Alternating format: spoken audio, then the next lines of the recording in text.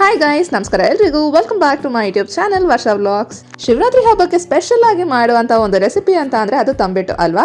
And ಹಾಗೆ ನಮ್ಮ ಮನೇಲಿ ಕೂಡ ಅಮ್ಮ ಮಾಡಿದ್ರು ಸ್ಪೆಷಲ್ ಆಗಿ ತಂಬಿಟ್ಟು ಹಾಗೆ ರವೆ ಉಂಡೆ ಕೂಡ ಮಾಡಿದ್ರು. ಹಾಗಾಗಿ ನಮ್ಮನೆ ಸ್ಟೈಲ್ನ ತಂಬಿಟ್ಟು ಹಾಗೆ ರವೆ ಉಂಡೆ ರೆಸಿಪಿನ ನಿಮ್ಮ ಜೊತೆ ಶೇರ್ ಮಾಡೋಣ ಅಂತ ಅನ್ಕೊಂಡೆ. ಸೊ ಮತ್ತೆ ಬನ್ನಿ ವಿಡಿಯೋನ ಸ್ಟಾರ್ಟ್ ಮಾಡೋಣ. ವಿಡಿಯೋನ ಫಸ್ಟ್ ತಂಬಿಟ್ಟು ರೆಸಿಪಿಯಿಂದ ಸ್ಟಾರ್ಟ್ ಮಾಡೋಣ. ಸೊ ಫಸ್ಟ್ ಇಲ್ಲಿ 1 ಕಪ್ ಅಷ್ಟು ಕಳ್ಳೆನ ತಗೊಂಡಿದ್ದಾರೆ, ಹಾಗೆ ಅದರ ಸೇಮ್ 1 ಕಪ್ ಅಷ್ಟು ಬೆಲ್ಲನ ತಗೊಂಡಿದ್ದಾರೆ ಇಲ್ಲಿ. ಹಾಗೆ ಇದರ ಅರ್ಧ ಕಪ್ ಅಷ್ಟು ಒಣಕೊಬ್ಬರಿ ತುರಿ ಆ್ಯಂಡ್ ಇದರ ಸೇಮ್ ಕ್ವಾಂಟಿಟಿ ಅಂದರೆ ಅರ್ಧ ಕಪ್ ಅಷ್ಟೇ ಕಡಲೆಕಾಯಿ ಬೀಜ ತಗೊಂಡಿದ್ದಾರೆ. ಸೊ ಇದಿಷ್ಟು ಬಂದು ಮೇಯ್ನ್ ಇಂಗ್ರೀಡಿಯೆಂಟ್ ಅಳತೆ. ಹಾಗೆ ನೆಕ್ಸ್ಟ್ ಬಂದು ಗಸಗಸೆ ತೊಗೊಂಡಿದ್ದಾರೆ. ಇದು ಬಂದು ಒಂದು 2 ಸ್ಪೂನ್ ಅಷ್ಟು ಗಸಗಸೆ, ಹಾಗೆ ಸ್ವಲ್ಪ ಎಳ್ಳು ಆ್ಯಂಡ್ ಏಲಕ್ಕಿ ಒಂದು ಸ್ವಲ್ಪ. ಈ ಇಷ್ಟು ಇಂಗ್ರೀಡಿಯೆಂಟ್ಸ್ನ ಈ ಮೆಷರ್ಮೆಂಟ್ಸಲ್ಲಿ ಮಾಡಿದರೆ ಸಕ್ಕತ್ತಾಗಿ ಸೂಪರಾಗಿ ಚೆನ್ನಾಗಿ ಬರುತ್ತೆ. ಯಾಕಂದರೆ ನಾನು ಆಲ್ರೆಡಿ ತಿಂದಾಯ್ತಲ್ಲ, ಸೊ ಹಾಗಾಗಿ ಹೇಳ್ತಾ ಇದ್ದೀನಿ. ಸಕ್ಕತ್ತಾಗಿತ್ತು, ಟೇಸ್ಟ್ ಮಾತ್ರ ತುಂಬಾ ಚೆನ್ನಾಗಿತ್ತು. ಸೊ ಇವಾಗ ಪ್ರೊಸೆಸ್ಸಿಗೆ ಬರೋದಾದರೆ ಫಸ್ಟ್ ಇಲ್ಲಿ ಕಡಲೆಕಾಯಿ ಬೀಜನ ತೊಗೊಂಡು ಒಂದು ಸ್ವಲ್ಪ ಹೊತ್ತು ಫ್ರೈ ಮಾಡ್ಕೊಳ್ಬೇಕು. ಒಂದು 5 to 6 ಮಿನಿಟ್ಸ್ವರೆಗೂ ಫ್ರೈ ಮಾಡ್ಕೊಂಡ್ರೆ ಸಾಕಾಗುತ್ತೆ. ನೀವು ಇಲ್ಲಿ ನೋಡ್ಬೋದು ನೋಡಿ, ಕಲರ್ ಕೂಡ ಚೇಂಜ್ ಆಗ್ತಾ ಬಂತು, ಹಾಗೆ ಅದರ ಸಿಪ್ಪೆ ಕೂಡ ಪೀಲ್ ಆಫ್ ಆಗ್ತಾ ಬಂತು. ಸೊ ಕ್ರಿಸ್ಪಾಗೇ ಆಗುತ್ತೆ. ಸೊ ಅಷ್ಟವರೆಗೂ ಫ್ರೈ ಮಾಡ್ಕೊಂಡ್ರೆ ಸಾಕಾಗುತ್ತೆ. ಇದನ್ನು ಮಿಕ್ಸಿ ಮಾಡ್ಕೊಳ್ಬೇಕು, ಅದನ್ನು ನೆಕ್ಸ್ಟ್ ತೋರಿಸ್ತೀನಿ. ಸೊ ಹಾಗೆ ಕಡಲೆಕಾಯಿ ಬೀಜ ಆದಮೇಲೆ ಇಲ್ಲಿ ಏನಿದನ್ನು ಬಿಳಿ ಎಳ್ಳನ್ನು ಇಲ್ಲಿ ಫ್ರೈ ಮಾಡ್ಕೊಳ್ತಿದ್ದಾರೆ. ಇದು ಕೂಡ ಅಷ್ಟೇ, ಕಲರ್ ಒಂದು ಸ್ವಲ್ಪ ಚೇಂಜ್ ಆದರೆ ಸಾಕು, ಜಾಸ್ತಿ ಹೊತ್ತು ಫ್ರೈ ಮಾಡ್ಕೊಳ್ಬೇಕಂತ ಏನಿಲ್ಲ. ಒಂದು 4 to 5 ಮಿನಿಟ್ಸ್ವರೆಗೂ ಫ್ರೈ ಮಾಡ್ಕೊಂಡ್ರೆ ಸಾಕಾಗುತ್ತೆ. ಸೊ ಇಲ್ಲಿ ಆಲ್ಮೋಸ್ಟ್ ಆಗಿದೆ, ನೀವು ಇಲ್ಲಿ ನೋಡ್ಬೋದು. ಇದಾದಮೇಲೆ ನೆಕ್ಸ್ಟ್ ಬಂದಿಲ್ಲಿ ಗಸಗಸೆನ ತೊಗೊಂಡಿದ್ದಾರೆ. 2 ಸ್ಪೂನ್ ಅಷ್ಟು ಗಸಗಸೆನ ತೊಗೊಂಡು ಇದನ್ನು ಕೂಡ ಅಷ್ಟೇ ಒಂದು 4 to 5 ಮಿನಿಟ್ಸ್ವರೆಗೂ ಫ್ರೈ ಮಾಡಿಕೊಂಡ್ರೆ ಸಾಕಾಗುತ್ತೆ. ಸೊ ಇದಿಷ್ಟು ಇಂಗ್ರೀಡಿಯೆಂಟ್ಸ್ನ ಒಂದೊಂದಾಗಿ ನಾವು ಮಿಕ್ಸಿ ಕೂಡ ಮಾಡ್ಕೊಳ್ಬೇಕು. ಸೊ ಇಲ್ಲಿ ಅಮ್ಮ ನನಗೆ ಅಡುಗೆ ಮಾಡಬೇಕಾದ್ರೆ ಹೇಳ್ತಿದ್ರು. ಸೊ ಹಾಗೆ ನೆನಪಿಟ್ಕೊಂಡು ಈಗ ನಿಮಗೂ ಕೂಡ ಹೇಳ್ತಾ ಇದ್ದೀನಿ. ಸೊ ನಿಮಗೆ ತೋರಿಸೋ ಒಂದು ನೆಪದಲ್ಲಿ ನಾನು ನೋಡಿಕೊಂಡೆ ತಂಬಿಟ್ಟು ರೆಸಿಪಿ ಹೇಗೆ ಮಾಡೋದು ಅಂತ ಹೇಳಿ. ಇದಿಷ್ಟು ಇಂಗ್ರೀಡಿಯೆಂಟ್ಸ್ ಫ್ರೈ ಮಾಡ್ಕೊಂಡು ಆದಮೇಲೆ ನೆಕ್ಸ್ಟ್ ಇಲ್ಲಿ 1 ಕಪ್ ಅಷ್ಟು ನಾವು ಕಳ್ಳೆನ ತೊಗೊಂಡಿದ್ವಲ್ಲ, ಸೊ ಇದನ್ನು ಇಲ್ಲಿ ಡೈರೆಕ್ಟಾಗಿ ಮಿಕ್ಸಿಗೆ ಹಾಕ್ಕೊಳ್ತಿದ್ದಾರೆ. ಸೊ ಇದನ್ನು ಫ್ರೈ ಮಾಡೋ ನೆಸೆಸಿಟಿ ಏನಿಲ್ಲ, ಡೈರೆಕ್ಟಾಗಿ ಮಿಕ್ಸಿ ಮಾಡಿಕೊಂಡ್ರೆ ಸಾಕಾಗುತ್ತೆ. ಇಲ್ಲಿ ನೀವು ನೋಡ್ಬೋದು, ಫೈನ್ ಪೌಡರ್ ಆಗಿ ಮಾಡಿಕೊಂಡು ಪುಡಿ ಮಾಡಿಕೊಂಡು ಇಲ್ಲಿ ಹಾಕ್ಕೊಂಡಿದ್ದಾರೆ. ಹಾಗೆ ಇಲ್ಲಿ ನಾವು ಕಡಲೆಕಾಯಿ ಬೀಜನ ಫ್ರೈ ಮಾಡ್ಕೊಂಡಿದ್ರಲ್ಲ, ಸೊ ಅದರ ಒಂದು ಸಿಪ್ಪೆ ಕಂಪ್ಲೀಟಾಗಿ ಬಿಡಿಸಿ ಇದನ್ನು ಕೂಡ ಅಷ್ಟೇ ಮಿಕ್ಸಿ ಮಾಡ್ಕೊಳ್ಬೇಕು. ಸೊ ಇದೇ ಹೇಗೆ ಅಂತ ಅಂದರೆ, ನಿಮಗೆ ತಂಬಿಟ್ಟು ತಿನ್ನಬೇಕಾದ್ರೆ ಆ ಒಂದು ಕಡಲೆಕಾಯಿ ಬೀಜ ಬಾಯಿಗೆ ಸಿಗಬೇಕಂತ ಅಂದರೆ ಈ ರೀತಿ ಮಾಡ್ಕೊಳ್ಳಿ. ಕೆಲವ್ರಿಗೆ ಇಷ್ಟ ಆಗಲ್ಲ ಬಾಯಿಗೆ ಸಿಕ್ಕಿದ್ರೆ ಕಡಲೆಕಾಯಿ ಬೀಜ. ಸೊ ಹಾಗಾಗಿ ಅಂಥವ್ರು ಬೇಕಿದ್ರೆ ಫುಲ್ಲು ಇದನ್ನು ಕೂಡ ಫೈನ್ ಪೌಡರ್ ಆಗಿ ಚೆನ್ನಾಗಿ ಪುಡಿ ಮಾಡ್ಕೊಬೋದು. ಹಾಗೆ ನೆಕ್ಸ್ಟ್ ಬಂದು ಇಲ್ಲಿ ಬಿಳಿ ಎಳ್ಳು, ಗಸಗಸೆ ಹಾಗೆ ಏಲಕ್ಕಿ ಇಟ್ಕೊಂಡಿದ್ರಲ್ಲ, ಸೊ ಇದನ್ನು ಕೂಡ ಮಿಕ್ಸಿ ಮಾಡಿಕೊಂಡು ಇಲ್ಲಿ ಒಂದು ಪುಡಿ ಮಾಡಿಕೊಂಡು ಇದಿಷ್ಟನ್ನು ಇಲ್ಲಿ ಕಡಲೆ ಪೌಡರ್ ಇತ್ತಲ್ಲ, ಸೊ ಅದಕ್ಕೆ ಹಾಕ್ಕೊಂಡು ಇಲ್ಲಿ ಮಿಕ್ಸ್ ಮಾಡ್ಕೊಳ್ತಿದ್ದಾರೆ. ಇದ್ರ ಜೊತೆಗೆ ತೆಂಗಿನ ತುರಿ ಹಾಗೆ ನಾನು ತೋರಿಸೋನಲ್ಲ, ಅರ್ಧ ಕಪ್ ಅಷ್ಟು ತೆಂಗಿನ ತುರಿ ಇದನ್ನು ಹಾಕ್ಕೊಂಡು ನೀಟಾಗಿ ಇದನ್ನು ಮಿಕ್ಸ್ ಮಾಡ್ಕೊಳ್ಳಿ ಒಂದ್ಸರಿ. ಸೊ ಹಾಗೆ ಇನ್ನು ನೆಕ್ಸ್ಟ್ ಬಂದು ಬೆಲ್ಲನ ಹಾಕ್ಕೊಳ್ಬೇಕು. ಬೆಲ್ಲನ ಇಲ್ಲಿ ಬಂದು ಕರಗಿಸ್ಕೊಳ್ತಿದ್ದಾರೆ. ಸೊ ಇಲ್ಲಿ 1 ಕಪ್ ಅಷ್ಟು ಬೆಲ್ಲಕ್ಕೆ 1/4 ಕಪ್ ಅಷ್ಟು ನೀರನ್ನ ಹಾಕ್ಕೊಳ್ಳಿ, ಸಾಕಾಗುತ್ತೆ. ಸೊ ಇದು ಪಾಕ ಬರಬೇಕು ಅಂತ ಏನಿಲ್ಲ ಅಂತ ಹೇಳಿದ್ರಮ್ಮ, ಜಸ್ಟ್ ಆ ಒಂದು ಬೆಲ್ಲ ಹಾಕಿರ್ತೀವಲ್ಲ, ಸೊ ಅದು ಕರಗಬೇಕಷ್ಟೇ. ಸೊ ಅದು ಕರಗೋ ಅಷ್ಟು ನೀರು ಹಾಕಿದರೆ ಸಾಕಾಗುತ್ತೆ ಅಂತ ಹೇಳಿದ್ರು. ಸೊ ಹಾಗಾಗಿ 1/4 ಕಪ್ ಅಷ್ಟು ನೀರು ಹಾಕೊಂಡ್ರೆ ಸಾಕಾಗುತ್ತೆ. ಸೊ ನಿಮ್ಮ ಮನೆಯಲ್ಲಿ ಶಿವರಾತ್ರಿ ಹಬ್ಬಕ್ಕೆ ಏನು ಸ್ಪೆಷಲ್ ಆಗಿ ಮಾಡ್ತೀರಾ? ಕೆಲವರು ಬಂದು ಒಬ್ಬಟ್ಟು ಮಾಡ್ತಾರೆ. ಆ್ಯಕ್ಚುಲಿ ನೆನ್ನೆ ಶಿವರಾತ್ರಿ ಅಲ್ವಾ, ಸೊ ನೆನ್ನೆ ಉಪವಾಸ ಇದ್ದವರೆಲ್ಲ ತುಂಬ ಮನೆಗಳಲ್ಲಿ ಇವತ್ತು ಹಬ್ಬದ ಊಟ ಮಾಡಿರ್ತಾರೆ ಶಿವರಾತ್ರಿ ಹಬ್ಬಕ್ಕೆ ಅಂತ ಅನ್ಕೊಳ್ತೀನಿ. ಹಾಗೆ ನಿಮ್ಮ ಮನೆಯಲ್ಲಿ ಶಿವರಾತ್ರಿ ಹಬ್ಬನ ಹೇಗೆ ಆಚರಿಸಿದ್ರಿ? ನಿಮ್ಮ ಮನೆಯಲ್ಲಿ ಶಿವರಾತ್ರಿ ಹಬ್ಬಕ್ಕೆ ಯಾವ ಒಂದು ಸ್ಪೆಷಲ್ ಸ್ವೀಟ್ ಐಟಮ್ ನೀವು ಮಾಡ್ತೀರಾ ಅಂತ ಹೇಳಿ ನನಗೆ ಕಾಮೆಂಟ್ ಮೂಲಕ ತಿಳಿಸಿ, ಮರಿಬೇಡಿ. ಸೊ ನಮ್ಮ ಮನೆಯಲ್ಲಿ ಬರೋದಾದ್ರೆ ಅಮ್ಮ ಬಂದು ತಂಬಿಟ್ಟು ಮಾಡಿದ್ರು, ಹಾಗೆ ರವೆ ಉಂಡೆ ಕೂಡ ಮಾಡಿದ್ರು. 2 ಕಡೆ ತುಂಬಾ ಸಖತ್ತಾಗಿತ್ತು ಟೇಸ್ಟ್, ಸ್ವೀಟ್ನೆಸ್ ಎಲ್ಲ ಪರ್ಫೆಕ್ಟ್ ಆಗಿತ್ತು, ತುಂಬಾ ಚೆನ್ನಾಗಿತ್ತು. ಬಿಕಾಸ್ ನಾನು ಆಲ್ರೆಡಿ ತಿಂದಾಯಿತು ವಾಯ್ಸ್ ಓವರ್ ಕೊಡೋ ಅಷ್ಟರಲ್ಲಿ. ಸೊ ಹಾಗಾಗಿ ತುಂಬಾ ಚೆನ್ನಾಗಿತ್ತು. ಆ್ಯಂಡ್ ಇಲ್ಲಿ ಬೆಲ್ಲನ ಕರಗಿಸ್ಕೊಂಡು ಆಗಿದೆ. ಈ ಬೆಲ್ಲದ ಪಾಕನ ಸೋರಿಸ್ಕೊಳ್ಬೇಕು, ಫಿಲ್ಟರ್ ಮಾಡ್ಕೊಂಡು ಆಗಿದೆ ಇಲ್ಲಿ. ಇದನ್ನು ಇನ್ನು ಮಿಶ್ರಣ ಇತ್ತಲ್ಲ, ಕಳ್ಳೆ, ಒಣಕೊಬ್ಬರಿ ತುರಿ ಇದನ್ನೆಲ್ಲ ಹಾಕ್ಕೊಂಡು, ಸೊ ಆ ಒಂದು ಪುಡಿಗೆ ಈ ಬೆಲ್ಲದ ಪಾಕನ ಹಾಕ್ಕೊಂಡು ನೀಟಾಗಿ ಮಿಕ್ಸ್ ಮಾಡ್ಕೊತಿದ್ದಾರೆ. ಸೊ ನೀವಿಲ್ಲಿ ನೋಡ್ಬೋದು, ಒಂದೇ ಸರಿ ಎಲ್ಲ ಕಂಪ್ಲೀಟಾಗಿ ಹಾಕ್ಕೊಳ್ತೀರಾ, ಚೂರೇ ಒಂದು ಸ್ವಲ್ಪನೇ ಹಾಕ್ಕೊಂಡು ಅಮ್ಮ ಇಲ್ಲಿ ಮಿಕ್ಸ್ ಮಾಡ್ಕೊತಿದ್ದಾರೆ. ಸೊ ಒಂದು ಕಡೆಯಿಂದ ಮಿಕ್ಸ್ ಮಾಡ್ಕೊಂಬಂದರೆ ನೀಟಾಗಿ ಅದು ಉಂಡೆ ಕಟ್ಟಿದಾಗ ನೀಟಾಗಿ ಬರುತ್ತೆ. ಬಿಕಾಸ್ ಬೆಲ್ಲದ ಪಾಕ ಕಂಪ್ಲೀಟಾಗಿ ಕೂಡ ನಮಗೆ ಬೇಕಾಗಲ್ಲ, ಸ್ವಲ್ಪ ಮಿಕ್ಕುತ್ತೆ ಅಂತ ಹೇಳಿದ್ರು ಅಮ್ಮ. ಸೊ ಹಾಗಾಗಿ ಒಂದು ಸ್ವಲ್ಪನೇ ಹಾಕ್ಕೊಂಡು ಈ ರೀತಿ ಒಂದು ಸೈಡಿಂದ ನೀಟಾಗಿ ಮಿಕ್ಸ್ ಮಾಡ್ಕೊಂಬಂದರೆ ಕರೆಕ್ಟಾಗಿ ಬರುತ್ತೆ ಅಂತ ಹೇಳಿದ್ರು. ಈ ಒಂದು ಮೆಷರ್ಮೆಂಟ್ನ ಫಾಲೋ ಮಾಡಿ, ಪರ್ಫೆಕ್ಟಾಗಿ ಬರುತ್ತೆ ಕನ್ಸಿಸ್ಟೆನ್ಸಿ.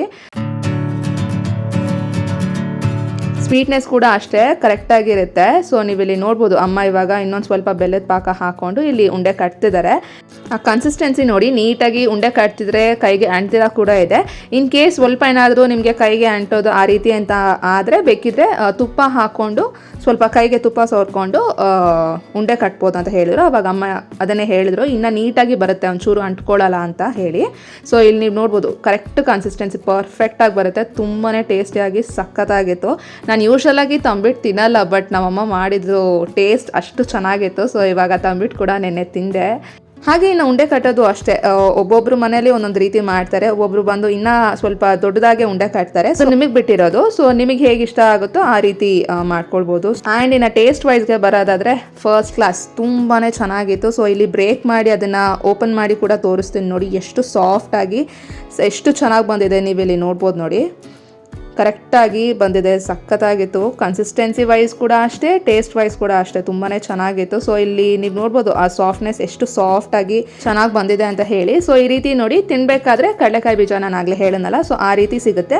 ನಿಮ್ಗೆ ಏನಾದರೂ ಆ ಥರ ಇಷ್ಟ ಆಗಲ್ಲ ಅಂತ ಅಂದರೆ ಬೇಕಿದ್ರೆ ಕಂಪ್ಲೀಟಾಗಿ ಅದನ್ನು ಫೈನ್ ಪೌಡರಾಗಿ ಮಾಡ್ಕೊಂಡ್ರು ಕೂಡ ಆಗುತ್ತೆ. ಸೊ ಒಬ್ಬೊಬ್ಬರಿಗೆ ಒಂದೊಂದು ಲೈಕ್ ಇರುತ್ತಲ್ಲ, ಇಷ್ಟ ಇರುತ್ತೆ. ಸೊ ಆ ರೀತಿ ನೀವು ಮಾಡ್ಕೊಳ್ಬೋದು. ಸೊ ಗೈಸ್, ಇದು ಬಂದು ನಮ್ಮ ಮನೆಯಲ್ಲಿ ನಮ್ಮಮ್ಮ ಮಾಡಿದಂಥ ಒಂದು ಸ್ಪೆಷಲ್ ತಂಬಿಟ್ಟು ರೆಸಿಪಿ, ಕಳ್ಳೆ ಹಾಕಿ ಮಾಡಿದಂಥ ತಂಬಿಟ್ಟಿದು. ನಾನು ಹೇಳೋನಲ್ಲ, ನಾನು ತಂಬಿಟ್ಟೆ ತಿನ್ನಲ್ಲ, ಅಂಥವಳು ತಂಬಿಟ್ಟನ್ನ ತಿಂದೆ. ಸೊ ಅಷ್ಟು ತುಂಬಾ ಚೆನ್ನಾಗಿತ್ತು. ಆ್ಯಂಡ್ ನೆಕ್ಸ್ಟ್ ಬಂದು ಇಲ್ಲಿ ರವೆ ಉಂಡೆ ಮಾಡ್ತಿದ್ದಾರೆ. ಸೊ ರವೆ ಉಂಡೆ ಈಸ್ ಮೈ ಫೇವ್ರೆಟ್ ಅಂತಲೇ ಹೇಳ್ಬೋದು, ಆಲ್ ಟೈಮ್ ಫೇವ್ರೆಟ್ ಇದು ನನಗಂತೂ. ಸೊ ಆ್ಯಕ್ಚುಲಿ ರವೆ ಉಂಡೆ ಅವಾಗ ನಮ್ಮ ಅಜ್ಜಿ ಮಾಡ್ತಿದ್ರು. ನಮ್ಮ ಅಜ್ಜಿ ಮಾಡೋದು ಬಿಟ್ಟರೆ ನಾನು ಬೇರೆಯವ್ರು ಮಾಡಿದ ರವೆ ಉಂಡೆ ತಿಂತಾನೇ ಇರಲಿಲ್ಲ. ನಮ್ಮ ಅಜ್ಜಿ ಆದಮೇಲೆ ಇವಾಗ ಅದೇ ಥರ ಸೇಮ್ ಕಾಪಿ ಪೇಸ್ಟ್ ಅಂತ ಹೇಳ್ಬೋದು. ಸೊ ಅದೇ ಥರ ಟೇಸ್ಟು, ಆ ಥರ ಒಂದು ರೆಸಿಪಿ ಇವಾಗ ನಮ್ಮಮ್ಮ ಮಾಡ್ತಾರೆ. ಥ್ಯಾಂಕ್ಸ್ ಮಾ, ನಮ್ಮಮ್ಮ ನೋಡ್ತಿರ್ತಾರೆ ವಿಡಿಯೋ. ಇನ್ನು ರವೆ ಉಂಡೆ ಟೇಸ್ಟ್ ಹೇಗಿರುತ್ತೆ ಅಂತ ನಾನು ಹೇಳಲೇಬೇಕಾಗಿಲ್ಲ. ನಾನು ಆಲ್ರೆಡಿ ಐ ಗೆಸ್ ವರಮಹಾಲಕ್ಷ್ಮಿ ಹಬ್ಬಕ್ಕೂ ಈ ಒಂದು ರೆಸಿಪಿ ಅಪ್ಲೋಡ್ ಮಾಡಿದ್ದೆ. ಹೇಗಿದ್ರು ಇವಾಗ ಮಾಡಿದ್ರಲ್ಲ ಅಂತ ಹೇಳಿ ಕ್ವಿಕ್ಕಾಗಿ ಈ ಒಂದು ವಿಡಿಯೋನ ಕ್ಯಾಪ್ಚರ್ ಮಾಡಿ ನಿಮಗೆ ತೋರಿಸ್ತಿದ್ದೀನಿ. ಸೊ ಫಸ್ಟ್ ಇಲ್ಲಿ ಬಂದು ಸ್ವಲ್ಪ ತುಪ್ಪ ಹಾಕ್ಕೊಂಡು ಡ್ರೈ ಫ್ರೂಟ್ಸ್ ಅಂದರೆ ಗೋಡಂಬಿ, ದ್ರಾಕ್ಷಿ ಹಾಕ್ಕೊಂಡು ಫ್ರೈ ಮಾಡಿಕೊಂಡ್ರು. ಹಾಗೆ ನೆಕ್ಸ್ಟ್ ಬಂದಿಲ್ಲಿ ರವೆ ತೊಗೊಂಡಿದ್ದಾರೆ. ಸೊ ಇದರ ಒಂದು ಮೆಷರ್ಮೆಂಟ್ಸ್ ನಿಮಗೆ ಬೇಕು ಅಂತ ಹೇಳಿದರೆ ನನಗೆ ಕಾಮೆಂಟಲ್ಲಿ ತಿಳಿಸಿ, ಅಮ್ಮನ ಕೇಳ್ಬಿಟ್ಟು ನಾನು ಹೇಳ್ತೀನಿ.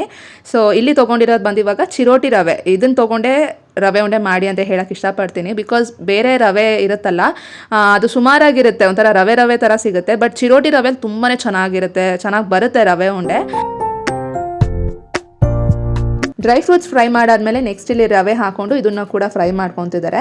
15 ಮಿನಿಟ್ಸ್ ಇದನ್ನು ಫ್ರೈ ಮಾಡ್ಕೊಳ್ಬೇಕಾಗುತ್ತೆ. ಕಂಪ್ಲೀಟಾಗಿ ಲೋ ಫ್ಲೇಮಲ್ಲೇ ಇಟ್ಕೊಂಡು ಇದನ್ನು ಫ್ರೈ ಮಾಡ್ಕೊಳ್ಳಿ. ಮೀಡಿಯಮ್ ಫ್ಲೇಮ್ ಕೂಡ ಕೊಡೋಕ್ಕೆ ಹೋಗಬೇಡಿ, ಬಿಕಾಸ್ ರವೆ ತುಂಬ ಬೇಗನೆ ಸೀದೋಗುತ್ತೆ. ಸೊ ಹಾಗಾಗಿ ಲೋ ಫ್ಲೇಮಲ್ಲೇ 15 ಮಿನಿಟ್ಸ್ವರೆಗೂ ಚೆನ್ನಾಗಿ ಇದನ್ನು ಫ್ರೈ ಮಾಡ್ಕೊಳ್ಳಿ. ಆವಾಗ ನಿಮಗೆ ಹಸಿ ವಾಸನೆ ಆಗಿರಲಿ ಏನೂ ಇರಲ್ಲ, ಆ ರೀತಿ ಏನೂ ಇರಲ್ಲ. ಆ್ಯಂಡ್ ಸ್ಮೆಲ್ ಕೂಡ ಬರಲ್ಲ. ನೆಕ್ಸ್ಟ್ ಇಲ್ಲಿ ಸಕ್ಕರೆನ ಪೌಡರ್ ಮಾಡ್ಕೊಂಡು ಒಂದು ಕಪ್ಪಲ್ಲಿ ಇಟ್ಕೊಂಡಿದ್ದಾರೆ. ಹಾಗೆ ಇನ್ನೊಂದು ಬಂದು ಒಣಕೊಬ್ಬರಿ, ಸೊ ಇದನ್ನು ಕೂಡ ಇಲ್ಲಿ ಒಂದು ಕಪ್ಪಲ್ಲಿ ರೆಡಿಯಾಗಿ ಇಟ್ಕೊಂಡಿದ್ದಾರೆ. ನೆಕ್ಸ್ಟ್ ಹಾಕ್ಕೊಳ್ಬೇಕಾಗತ್ತೆ. ಸೊ ಬರೀ ರವೆ ಹಾಕ್ಕೊಂಡೆ ಒಂದು 15 ಮಿನಿಟ್ಸ್ವರೆಗೂ ಲೋ ಫ್ಲೇಮಲ್ಲಿ ಚೆನ್ನಾಗಿ ಫ್ರೈ ಮಾಡ್ಕೊಳ್ಳಿ. ಅದೇ ಒಂದು ಆ ಟೇಸ್ಟ್ಗೆ ಒಂದು ರೀಸನ್ ಅಂತ ಹೇಳಿದ್ರಮ್ಮ.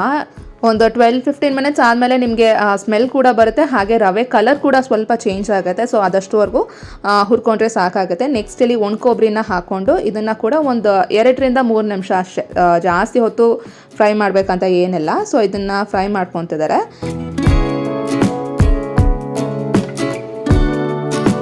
ಫ್ರೈ ಮಾಡ್ತಿರೋದನ್ನು ಕಂಪ್ಲೀಟ್ ಫುಲ್ಲಾಗಿ ನಾನು ತೋರಿಸ್ತಿಲ್ಲ, ಬಿಕಾಸ್ ನೋಡೋರಿಗೆ ನಿಮಗೂ ಕೂಡ ಆಬ್ವಿಯಸ್ಲಿ ಬೋರ್ ಆಗುತ್ತೆ ನೋಡೋದಕ್ಕೆ. ಸೊ ಹಾಗಾಗಿ ಟೈಮಿಂಗ್ ಹೇಳ್ತಾ ಇದ್ದೀನಿ. ಆ್ಯಂಡ್ ಫುಲ್ ಹಾಕಿದ್ರೂ ಕೂಡ ವಿಡಿಯೋ ಟೈಮಿಂಗ್ ಡ್ಯೂರೇಷನ್ ಜಾಸ್ತಿ ಆಗೋಗುತ್ತೆ. ಸೊ ಹಾಗಾಗಿ ನೀಟಾಗಿ ಒಂದು ಟೈಮಿಂಗ್ನ ಫಾಲೋ ಮಾಡಿ. ಇದಾದಮೇಲೆ ನೆಕ್ಸ್ಟ್ ಇಲ್ಲಿ ಡ್ರೈ ಫ್ರೂಟ್ಸ್ನ ಫ್ರೈ ಮಾಡ್ಕೊಂಡಿದ್ರಲ್ಲ, ಸೊ ಅದನ್ನು ಹಾಕ್ಕೊಂಡು ನೆಕ್ಸ್ಟ್ ಇಲ್ಲಿ ಸಕ್ಕರೆ ಪುಡಿನ ಹಾಕ್ಕೊತಿದ್ದಾರೆ. ಸೊ ಈ ಒಂದು ಸಕ್ಕರೆ ಪುಡಿ ಆ್ಯಂಡ್ ಈ ಒಂದು ರವೆ ನೀಟಾಗಿ ಮಿಕ್ಸ್ ಆಗಬೇಕು. ಚೆನ್ನಾಗಿ ಇದನ್ನು ಮಿಕ್ಸ್ ಮಾಡ್ಕೊಳ್ಳಿ, ಬಿಕಾಸ್ ಉಂಡೆ ಕಟ್ಟಿದಾಗ ಆ ಒಂದು ಸಕ್ಕರೆ ಪುಡಿ ಬಾಯಿಗೆ ಅಲ್ಲಲ್ಲೇ ಒಂದೇ ಕಡೆ ಇರಬಾರ್ದಲ್ಲ, ನೀಟಾಗಿ ಅದು ಈವನ್ ಆಗಿ ಮಿಕ್ಸ್ ಆದರೆ ಚೆನ್ನಾಗಿರುತ್ತೆ. ಸೊ ಇದನ್ನು ಹಾಕ್ಕೊಂಡು ಒಂದು 5 ನಿಮಿಷದವರೆಗೂ ಇದನ್ನು ಫ್ರೈ ಮಾಡಿಕೊಂಡ್ರೆ ಆಲ್ಮೋಸ್ಟ್ ರೆಡಿ ಆದಂಗೆ. ಸೊ ಇಲ್ಲಿ ಪಕ್ಕದಲ್ಲೇ ಹಾಗೆ ನೀವು ಒಂದು ಸ್ವಲ್ಪ ಹಾಲನ್ನ ಕಾಯಿಸಿ ಇಟ್ಕೊಂಡಿರಿ. ನೆಕ್ಸ್ಟ್ ಇದಕ್ಕೆ ಹಾಕ್ಕೊಳ್ಬೇಕು. ಸೊ ಅದನ್ನು ಹಾಕ್ಕೊಂಡೆ ಇಲ್ಲಿ ಒಂದು ಉಂಡೆನ ಕಟ್ಟೋದು. ನೆಕ್ಸ್ಟ್ ಇಲ್ಲಿ ನೀವು ನೋಡ್ತಾ ಹೋಗ್ಬೋದು ನೋಡಿ.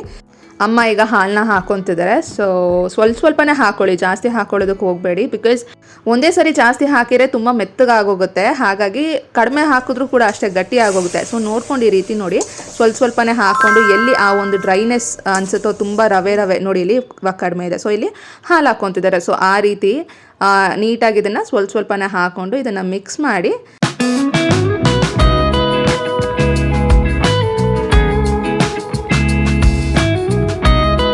ಆಲ್ಮೋಸ್ಟ್ ಆಗಿದೆ ಇದು. ಇವಾಗ ಲಿಡ್ನ ಕ್ಲೋಸ್ ಮಾಡಿ ಜಸ್ಟ್ ಹಾಗೆ ಒಂದು 5 ನಿಮಿಷ ಬಿಟ್ಬಿಡಿ, ಅದು ನೀಟಾಗಿ ಸೆಟ್ ಆಗಲಿ ಅಂತ ಅಷ್ಟೇ. ಜಾಸ್ತಿ ಹೊತ್ತು ಕೂಡ ಬಿಡೋದಕ್ಕೆ ಹೋಗಬೇಡಿ, ಬಿಕಾಸ್ ಅದು ಬಿಸಿ ಇದ್ದಾಗಲೇ ಉಂಡೆ ಕಟ್ಕೊಂಡ್ರೆ ಕರೆಕ್ಟಾಗಿ ಆ ಒಂದು ಕನ್ಸಿಸ್ಟೆನ್ಸಿ ಆಗಲಿ ಕರೆಕ್ಟಾಗಿ ಬರುತ್ತೆ.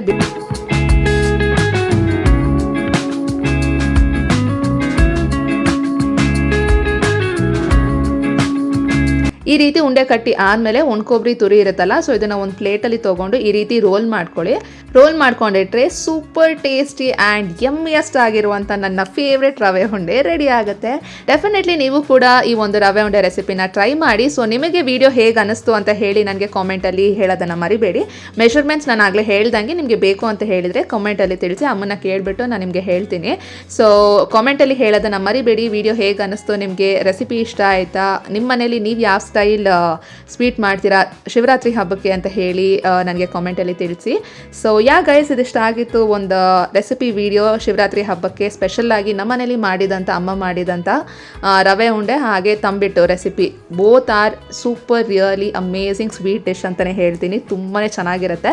So guys, this is all for today's video. ನಿಮಗೆ ವಿಡಿಯೋ ಇಷ್ಟ ಆಗಿದೆ ಅಂತಲೇ ಅಂದ್ಕೊಳ್ತೀನಿ. ಹಾಗೆ ಇನ್ನು ನೀವು ನನ್ನ ಚಾನಲ್ಗೆ ಸಬ್ಸ್ಕ್ರೈಬ್ ಮಾಡ್ಕೊಂಡಿಲ್ಲ ಅಥವಾ ನನ್ನ ವಿಡಿಯೋನ ಫಸ್ಟ್ ಟೈಮ್ ನೋಡ್ತಿದ್ರೆ, ಹಾಯ್, ಮೈ ನೇಮ್ ಇಸ್ ವರ್ಷ.